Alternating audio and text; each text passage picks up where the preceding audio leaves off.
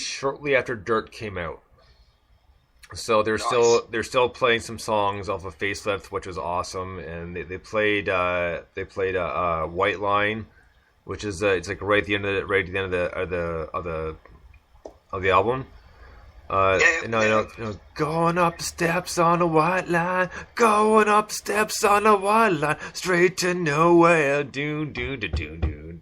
Such a cool riff, like I just and just even the words, right? It just essentially talking about his drug addiction.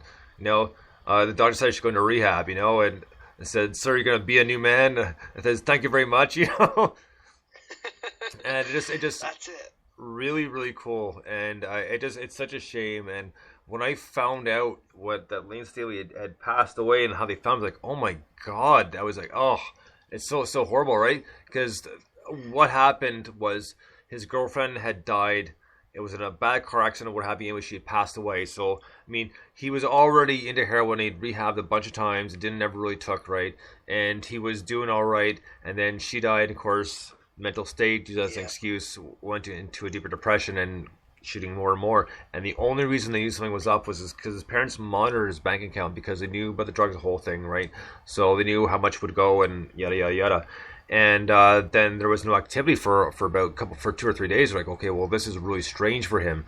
So they went to check, and he'd been decomposing for about a week. They only identified him by his teeth records.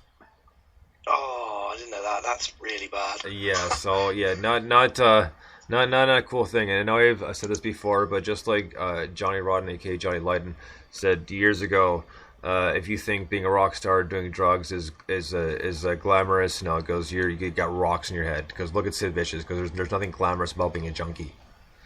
Absolutely, and it's a really sad thing. I mean, the funny thing, like I'm sure Dirt, the album, most of that's about drugs. Oh, So absolutely it it's is. got Junkhead on it. I mean, Dirt itself is that's got Hate to Feel on it, which is that kind of calm down kind of song. Right.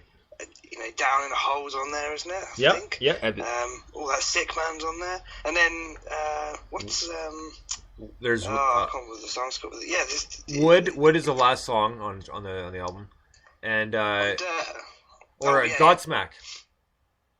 Yes, Godsmack. No, and or Junkhead. I think it's I can't remember the order. They're all towards the end, aren't they? It's Yeah. Godsmack, Yeah, but Godsmack, Junkhead's the one who goes, "You can't understand the user's mind." Try with your books and degrees, like. yeah. Because if you let yourself go and open your eyes, I bet you'd be doing like me, and it ain't so bad. Then what's my drug of choice? Well, what have you got? I don't go broke. That's it. It's pretty blatant. It's pretty. Oh, I absolutely. have to say, by the way, that was beautiful. I've known you for a few years now. I've never heard you sing. Oh, That was really? beautiful, and I think you should sing more, Bonesy. I think the world needs to hear that voice again. Oh man, I loved Alice in Chains, and my one of my favorite songs, and I'm awesome they did it live, and it really really shows the power of Lane Staley's voice. Is this? It's off of Facelift, and it's a song called "Love Hate Love." Oh, I remember that. That's Right. brilliant. And at the very, very end, when he kind of just winds up and just keeps on going and just dragging it on and on and on, it's like, man, that is power behind that voice, and it's just a shame that it went to waste. It's a real shame, and I mean, on the one hand, you think, he actually did well to last as long as he did, because wasn't it, I seem to remember he died on the same day as Kurt Cobain, but Yep. 10 years later it must have been, or something like that. So you kind of think, well, on the one hand, they were both going through very similar things in a similar era, and he got a kind of, another decade out of it, but on the other hand, you think that's nothing, it's such a waste, and, Right. such a breadth of music as well. Like, I really like Jar of Flies. That was always my kind of Oh yeah. album or EP, I suppose, of choice. Well, Alice in No Chains, I go straight to Excuses. that. Or Whale and Wasp is a Yeah. really good instrumental. Absolutely, and the opening, Rotten Apple, the bass line on the opening is phenomenal. No Excuses is probably my favourite Alice in Chains track, actually. That's a good one to call out. It's just, wow. You know what? Just a couple But more. yeah, there's I know, right? band. Sorry, I cut you up. Go ahead, Mike. Oh, sorry, there's a bit of a delay on that. I said go ahead. I cut you off, so go ahead. I'm sorry. No, I was just saying, what a band, and what a waste. And I know they're doing something now with a different singer and everything else, but it's a shame, man, because no one's going to have Lane Staley's voice again in our lifetime. You know what I mean? Oh, that's right. And you know what? Just a couple more things, just because I was going through some of my old stuff. Well, just stuff I put aside. So, like the newspaper article when Kurt Cobain committed suicide, and all the follow-up stuff with that, and of course old magazines where I say the posters that were actually in decent shape still. So stuff from like Hit Parader and just magazines like that. And the one thing I found is I found an old school Alice in Chains pick, but it was after they kicked out Mike Starr and got Mike Inez. Yeah, cool. So it was pretty cool, I know, and it was like an old pick. It's like, wow, like some of the stuff, and just looking in an old poster of Soundgarden. So Chris Cornell's got the long curly hair past his shoulders, right, and like. And it's so cool how a lot of them were intertwined, because I know obviously the Seattle sound, but on Alice in Chains EP Sap, there's a song at the very end of the EP, and it's called It Ain't Right, and one of the guest voices in that song is none other than Chris Cornell. Yes, do you know what? I remember that. It took me years to figure that out. I seem to have these mental blocks when I'm listening to. I remember buying a Jay Mascis album, and I just bought it. It was a live John Peel session. I just bought it. I didn't know who he was, because there was this picture of this guy with really long hair and a little guitar solo, and it said John Peel. I was like, well, that's a winning combination. And I loved it. And it was about 5 years later, Dinosaur Jr. reformed, and I saw them, and I heard them. I saw them at Reading Festival, actually, and I was listening, and I was like, I recognise that guy's voice. And it suddenly occurred to me, like, I knew both of these bands really well, but only seeing him with the band did I click. And it's kind of the same thing with that Chris Cornell thing. Right, absolutely. Like, yeah, that's Chris Cornell. I went, oh, of course it is. I don't know what it is. Well, yeah, right on. So, next up is another one of your submissions. This one is Crow Jane. Crow Jane. So Crow Jane, now I say this every week about a different band, but Crow Jane are becoming my new favourite band. Next week someone else will be, as well as Juxta and Box Safe and everyone else who has said. Crow Jane are fantastic. So I mentioned Zycotica earlier. Zycotica is so a good friend of mine called John Summers, who works closely with another good friend of mine called Ivan Roberts, who runs Rift Taff that I've mentioned, I'm sure, on the show before, which is about music networking. John Summers worked for, who was it? I think it was EMI, one of the major record labels. I think it was EMI for 25 odd years. And basically one day thought, sod this, I'm like, the music industry is going in such a way that I'm just not comfortable with it. It's basically putting out loads of crap pop artists, and I want to put out some really good bands, because he knows loads out there. So he's set up on his own, set up as Zycotica. Crow Jane's one of the bands that are on there, and I don't know how he finds these bands or where he finds them. La Flamme's on there as well, and they were fantastic. It could be a range of styles. It's not kind of genre specific. I suppose it's all broadly under the church of rock, if you like. But Crow Jane, and every time he says, "Oh, I've got this band, have a listen," or download their EP or whatever, I go onto their site and I download it, and I'm always amazed at how good the bands are. And Crow Jane, this particular EP, bearing in mind this is New Music Saturday, and I don't know what the newest track you've had on New Music Saturday is today, but this was released earlier today. Right on. So that is pretty. Well, just before we get started here, so, yeah, it's rocking, and as soon as it came out, I was like, got to put it on. Well, right on. Just before we get started here, Mr. Brian, One Man Saying His Right, so we're going to tag him in here. So I was going to give him a call in here and get him online. I feel like I should be playing some lift music. Yeah, right, eh? You there, Brian? No, it's still calling.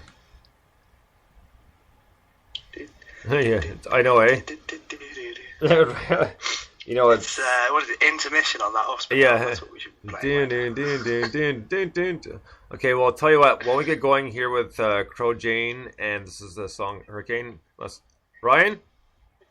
Can you hear me? Yeah, I can hear you now. Right on. Okay, so we're just about to go into the song. So this is Crow Jane and Hurricane. Dig this.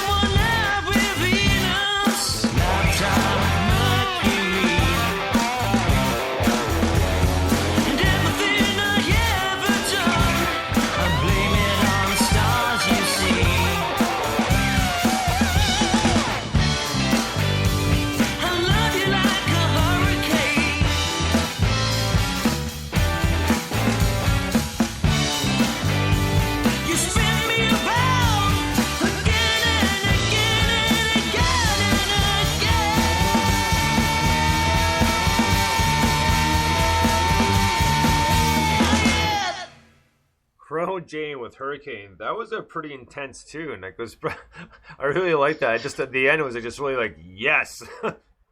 Proper climax, wasn't it? Absolutely.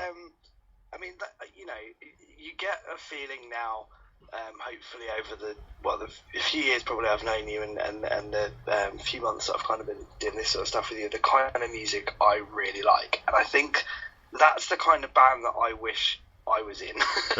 Always for 10 years I wanted to be in that, because it's got an AC/DC thing, it's almost got a little country thing in parts, it's got a great tone, it's kind of got big, almost like Axl Rose vocals in places, it's got a lovely guitar solo, and you think that's a really rocking band. So they're playing a few shows, I haven't got the dates in front of me, but they're playing a few shows across the year as part of the Planet Exotica tour. I think it's called the Rocket Tour.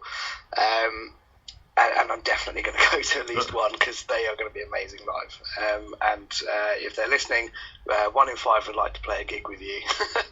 So please do send me a message. Call this number.